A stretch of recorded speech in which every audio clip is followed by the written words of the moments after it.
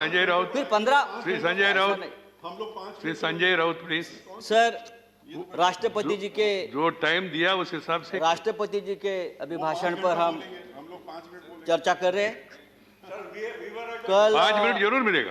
कल धर्मेंद्र प्रधान जी यहाँ बोल रहे थे और बार बार हमारी तरफ कटाक्ष करके हमें ये बोल रहे थे कि सच सुनो, सच सुनने से मोक्ष प्राप्त होता है। हम तो 6 साल से सच सुन रहे हैं और झूठ को भी सच मान रहे हैं, लेकिन आज जो चल रहा है हमारे देश में, जो माहौल है, मैं देखता हूं, जो सच बोलता है, जो सच लिखता है, उसे गद्दार, देशद्रोही कह के पुकारा गया, बोल दिया जाता है। कल इस बारे में चर्चा हम लोगों ने की, दिग्विजय साहब ने बहुत उस बारे में कहा है। सर, जो सरकार से सवाल पूछेगा उस पर देशद्रोही का मुकदमा ठोक दिया जाता है। कितने नाम मैं आपको बता सकता हूं। हमारे सदन में संजय सिंह, जो हमारे सदस्य है संजय सिंह, उसके ऊपर देशद्रोह का मुकदमा है।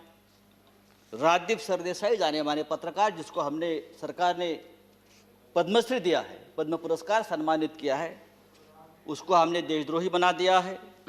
शशि थरूर, जो यूनाइटेड नेशन में हमारे देश के प्रतिनिधि थे, एमपी है, कैबिनेट में थे, उसको भी देशद्रोही का उसके ऊपर मुकदमा ठोक दिया है। जो सिंगू बॉर्डर पर रिपोर्टिंग करने वाले मंजीत सिंह, धर्मेंद्र सिंह और भी ऐसे बहुत से पत्रकार हैं या लेखक है, उसको हमने इस कानून के तहत, देशद्रोह के कानून के खिलाफ मुकदमा ठोक दिया है। मुझे लगता है कि हमारे कानून के किताब में से सब आईपीसी धाराएं खत्म कर दी और सब देशद्रोही की धारा एक वही रख दी है। डोमेस्टिक वायलेंस हो तो भी देशद्रोह का मुकदमा आप ठोक देंगे। पंतप्रधान मोदी हमारे लिए आदरणीय है, देश के प्रधानमंत्री जी का हम सम्मान करते करते रहेंगे। उन्हें प्रचंड बहुमत मिला है देश चलाने के लिए, हमें मानते हैं, लेकिन बहुमत जो होता है वो अहंकार से नहीं चलाया जाता। बहुमत बड़ा चंचल होता है। हमारे मराठी के एक संत है तुकाराम, संत तुकाराम, उसने कहा है, निंदकाचे घर असावे शेजारी। उसका मतलब है, जो आपका निंदक है, जो आपके ऊपर क्रिटिसाइज करता है, आपको आईना दिखाता है, वो आपके आसपास रहना चाहिए, उसका घर आपके बगल में रहे। लेकिन आज ऐसा है कि जो निंदा करे, जो टीका करे, आप उसको बदनाम कर देते हो।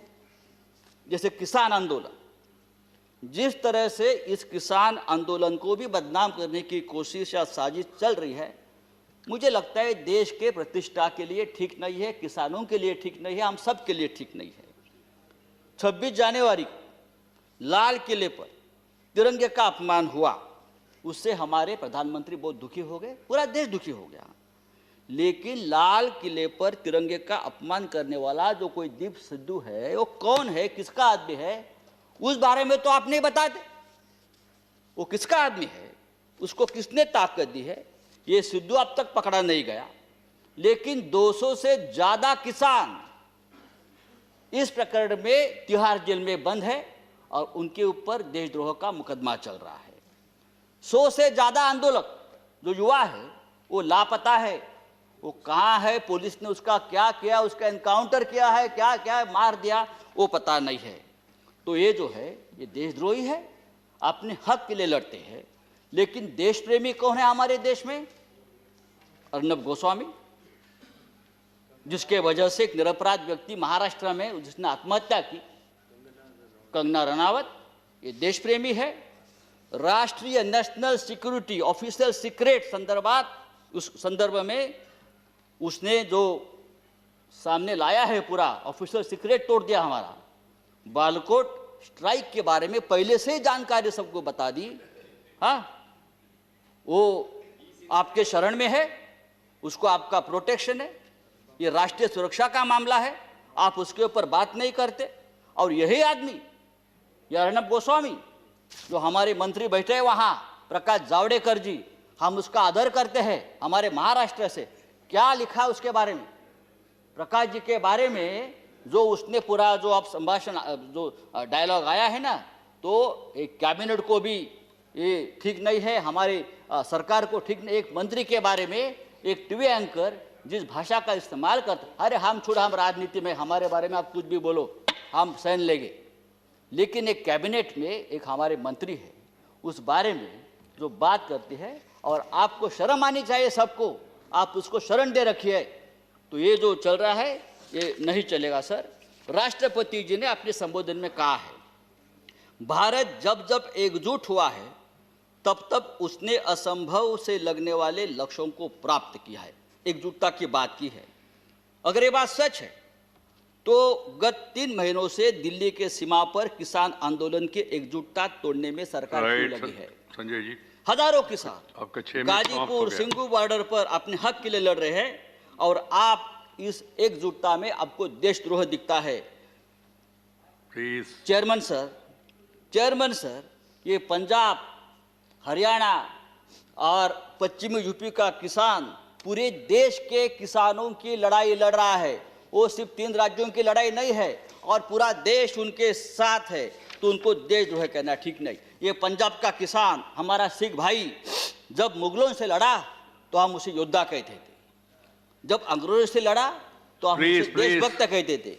कोरोना वायरस में लंगर बांट रहा था तो देश प्रेमी था, लेकिन आज जो अपने हक के लिए लड़ता है तो वो खालिस्तानी हो गया, वो देशद्रोही हो गया। ये कौन सा अन्याय है? आप उसको रोकने के लिए बॉर्डर पर किले ठोकते हो, हाँ, वो बड़े बड़े बैरिकेड्स करते हो। ये बैरिकेड्स, ये किले का जाल अगर आप लद्दाख के बॉर्डर पर करते तो चीन की right Sanjay ji, please. Kilometre अंदर नहीं आती। मैं आपको बताना चाहता हूं सर, ये ठीक नहीं है। लेकिन ये आंदोलन जब तक जिंदा है तब तक हिंदुस्तान जिंदाबाद रहेगा। ये आंदोलन ही हमारी ताकत है, ये देश की ताकत है। Thank you very much. 3 कृषि कानून, श्री रामदास अठवले, श्री रामदास अठवले, ये 3 कृषि कानून के बारे में नहीं, मैं क्या करूं? आप बाकी राइट, राइट।